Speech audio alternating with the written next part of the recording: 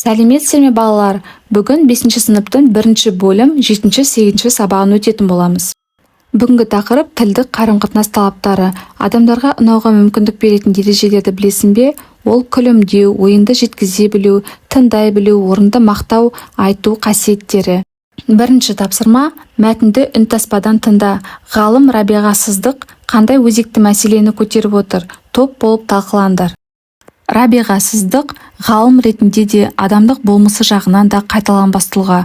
Академик тынымсыз ізденіс арқылы тіл ғылымының өзекті мәселелері қатарында аталатын әдеби тіл нормалары мен олардың қалыптасу ерекшеліктері, тіл мен сөйлеу мәдениетінің нормативті қалыптары, жазу мен емле заңдылықтары, Жұбановтың қазақ тіл біліміндегі орны, Ахмет Байтұрсынов және тіл білімі мәселелері, лингводидактика және қолданбалы лингвистика, абай тілінің ерекшеліктері, түркітану мәселелері, тарихи лексикологияның негізгі қырлары, көркем мәтін лингвистикасы және оны талдау, тіл білімінің жаңа бағыттары, қазақ тілінің синхрондық және диохрондық жағдайы, тілдегі мақсатты, стильдік саралану секілді тілдік проблемаларды көтеру арқылы жалпы теориялық және практикалық тұрғыдан маңызды тұжырымдамалардың жасалуына әлі күнге дейін атсалысып келеді. Екінші тапсырма: үндестік заңын сақтап сөйлеу бәріміздің міндетіміз деген тақырыпта сөз таласқа түсіңдер. Үндестік заңы дегеніміз сөз ішіндегі дыбыстардың бір-бірімен үндесіп, біркелкі болып қолданылуы.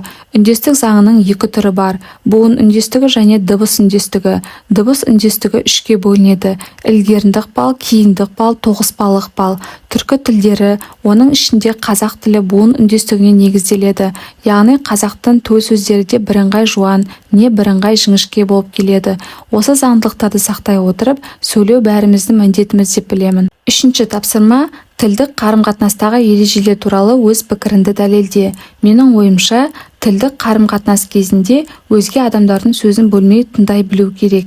Себебі мен оны әдепсіздік деп түсіндіремін. Оны мен адамды сыйламау деген фактілермен, мысалдармен дәлелдей аламын. Осыған байланысты мен адамның тәрбиесі мәдениеттілігінде деген шешімге келдім. Адамдарға ұнауға мүмкіндік беретін 6 ереже. Басқа адамдарға шын ниетпен ықылас білдіріңіз. Күлімсіреңіз. Қасыңыздағы адамның есімі қай тілде болсын, ол оның құлағына жағымды естілетінін естен шығармаңыз. Жақсы тыңдаушы бола біліңіз. Өзге адамдарды өздері туралы көбірек айтуға ынталандырыңыз. Әңгімелесуші адамыңызды қызықтыратын тақырыпта әңгіме айтыңыз. Әңгімелесуші адамды оның өмірінде алатын өзіндік орны бар екендігіне сендіріңіз және оны шын ниетпен жасаңыз.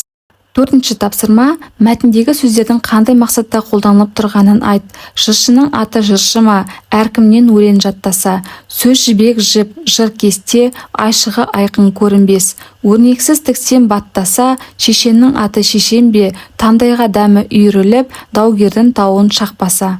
Мәтінде сөз өнерінің шеберлігі, шешендік өнер туралы айтылған.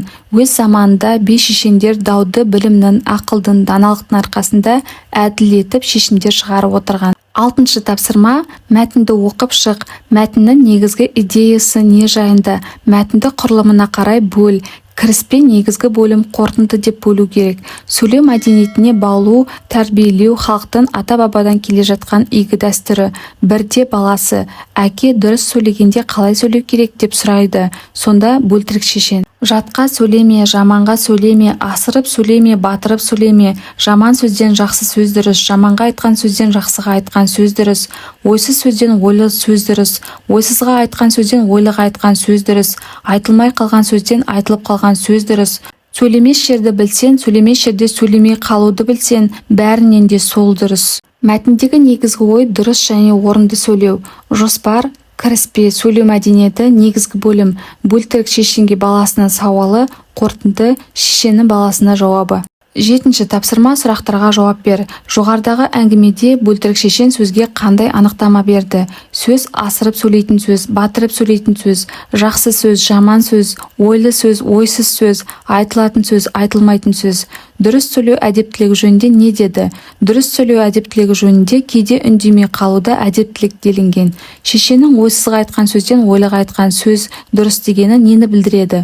Сөз ұқпайтын адамға айтқаннан еш пайда жоқ екені айтылған. 8-ші тапсырма: керекті сөздер мен сөз тіркестерін тауып, орнына қой. Айтылған ойдың мәнін түсіндір. Керекті сөздер: қадір тұтпай, ел жұртынды, құлақ, айтылған, бұтаққа, ойлап сөйле, ауырмай өледі, айнасы, жанды, сөз, ой, алғыр, қасиеті, сөзіне, сөздер берілген. Осы сөздерді ойдың мәніне қарай орнына қояйық. Сөзіне қарап кісіні ал, кісіне қарап сөз алма.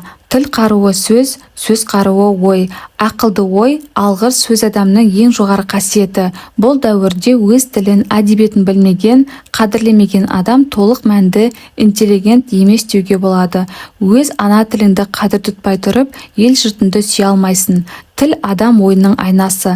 Аңдамай сөйлеген ауырмай өледі. Ойнап сөйлесең де ойлап сөйле. Тисе терекке, тимесе бұтаққа. Айтылған сөз атылған оқпен тең. Көңілсіз құлақ ойға олақ. 9-ші тапсырма: жақсы әңгімелесуші болудың жеңіл тәсілі не болмақ? Шешендердің сөзіне сілтеме жаса. Кітап оқу, белгілі бір салада білім алу, сөйлеушіні тыңдай білу, өз ойын жинаққа жеткізе білу, кез келген мақал-мәтел, нақыл сөздерді орнымен қолдана білу, заманға сай ілімдерден хабарлы болу. 10-ші тапсырма: көпшілік алдындағы сөйлеу мәдениетіміз қандай деген сұраққа жауап іздеп көр. Қазіргі кезде білімнің барлық бағыты бойынша ақпарат та қолжетімді, ашық орналасқан. Сондықтан сөйлеу мәдениетіміз жыл санап жақсы жағына өзгеріп келеді.